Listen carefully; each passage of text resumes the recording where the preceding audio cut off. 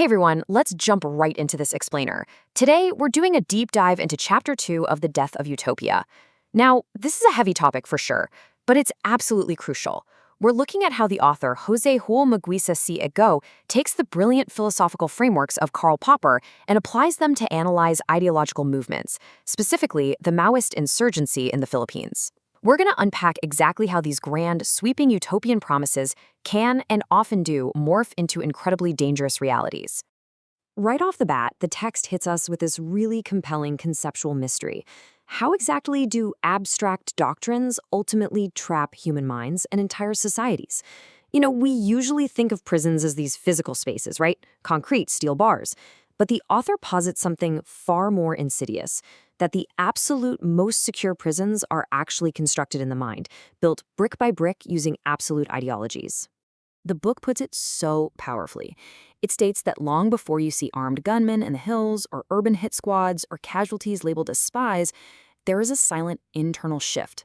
Ideological violence doesn't just start with an explosion out of nowhere.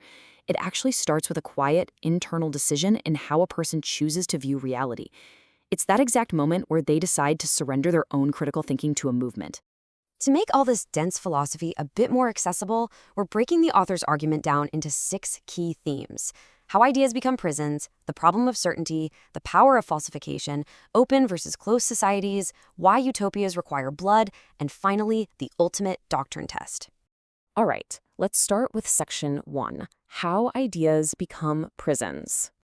According to the text, this mental lockup happens the moment an ideology replaces a person's conscience with pure obedience. You get this incredibly stark collision.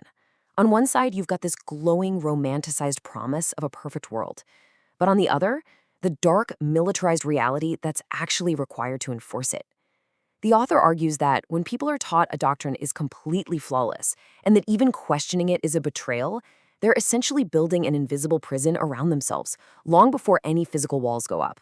Which brings us to section 2, the problem of certainty. So the book digs into this concept called historicist certainty. This is basically the claim made by certain ideological movements that they've perfectly decoded the laws of history. And because of that, their victory is absolutely inevitable. It's a guaranteed outcome. The author warns that ideologies built on this historicism create a uniquely dangerous scenario. Why? Well, think about it. If you truly believe history has a fixed script and your utopia is the inevitable final act, then any human being standing in your way isn't just a political opponent anymore. They're literally an obstacle to destiny itself. And it's exactly this kind of absolute certainty, the book argues, that justifies extreme violence. Moving on to section 3. The power of falsification.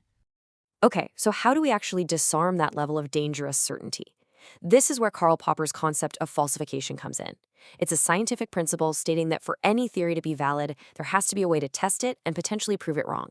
If a political ideology can't be tested, if it just constantly explains away every single failure and refuses to ever admit error, then it isn't a science at all. It's an absolute doctrine. By demanding that ideologies be testable and correctable, Popper's framework literally removes the intellectual fuel that these groups use to justify violent insurgency. Building right on top of falsification, the text highlights what Popper called critical rationalism. Now, in a utopian movement, admitting you're wrong is almost always treated as treason, or at best, a massive weakness. But in critical rationalism, admitting error isn't a weakness. It's a profound moral act. It is the very engine of learning and progress. The author stresses this point heavily. The simple willingness to say, hey, I was wrong, is actually our ultimate safeguard against totalitarian thinking. Now let's scale this up in section 4, open versus closed societies. When you compare these two societal models side by side, the contrast is pretty staggering. The open society achieves freedom through constant criticism and piecemeal self-correction. It values the sanctity of human life way above any grand, sweeping design. But in complete contrast, the closed society relies entirely on utopian visions and absolute certainty. Because it simply cannot be questioned, it demands forced obedience. And tragically, as the author points out, it inevitably starts viewing human life not as something sacred, but merely as a resource, just another tool for the revolution. The author uses this exact philosophical contrast to evaluate a very real-world example, the Marxist-Leninist Maoist insurgency in the Philippines. When you hold up the actual lived reality of the underground movement against the mirror of Popper's open society, the cracks in that closed system become glaringly visible. It stops being just a battle of politics and becomes a fundamental clash over how a society handles truth and error. This takes us into the darkest part of the analysis in Section 5. Why utopias require blood. The author maps Popper's framework directly onto the underground movement to outline this tragic, step-by-step descent. It goes like this. First, the ideology claims its victory is historically guaranteed.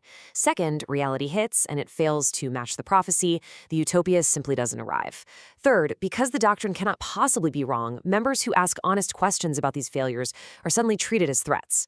Fourth, doubt is ruthlessly purged just to maintain that illusion of certainty.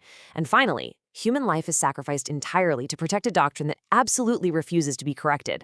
When revolutionary propaganda inevitably clashes with reality and ends up stamped with failure, the movement faces a massive crisis. As the book points out, when the prophecy fails to materialize, the movement cannot admit fault without completely shattering its entire foundation. So what happens? Instead of debugging the theory, it eliminates the people who dare to ask questions. The ideology basically turns into a system of blood management, all just to preserve the lie. Finally, we arrive at Section 6, the ultimate doctrine test. In response to revolutionaries claiming their victory is pre-written by destiny, the author presents this incredibly powerful potpourri in reply. It's meant as a tool for ordinary citizens to defend themselves against radicalization. Quote, "Nothing in human history is inevitable, except the consequences of refusing to correct our mistakes." That statement completely strips away the magical thinking of extreme ideologies. It's a definitive defense against ideological arrogance, reminding us that we, not some predetermined script, are the authors of our future. And learning from our errors, that's our absolute most crucial tool. Which brings us to the very end of this explainer, and the author's final, truly unforgiving standard for judging any political movement. I want you to ask yourself this. If an ideology cannot fix its errors without shedding blood, if it literally requires violence to silence its own failures, does it truly belong in a free society? Or does it, as the author suggests, belong to the grave? It's a haunting question, right? But it sits at the very core of this entire deep dive. Think about how this applies to the systems and structures around you today.